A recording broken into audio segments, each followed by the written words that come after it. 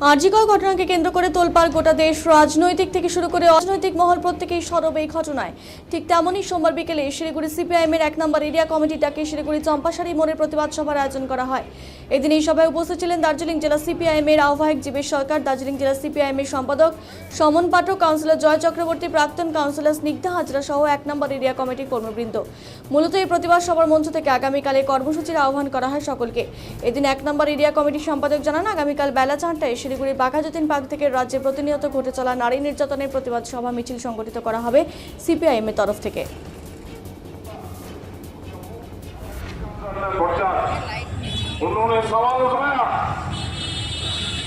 আমাদের শিলিগুড়ি 1 নম্বর এরিয়া কমিটির পক্ষ থেকে আরজিকর যে নৃশংস ঘটনা ঘটেছে তাকে সামনে রেখেই আমাদের আজকে অবস্থান বিক্ষোভ এখানে শুরু হয়েছে, চম্পাশাড়ি শুরু হয়েছে।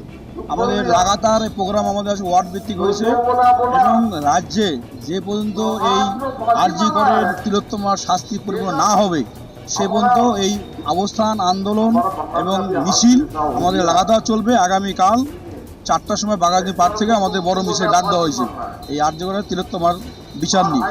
আর তিলোত্তমার বিচার যে না হবে সে পর্যন্ত আমাদের পার্টির পক্ষ থেকে লাগাতার আন্দোলন চলবে।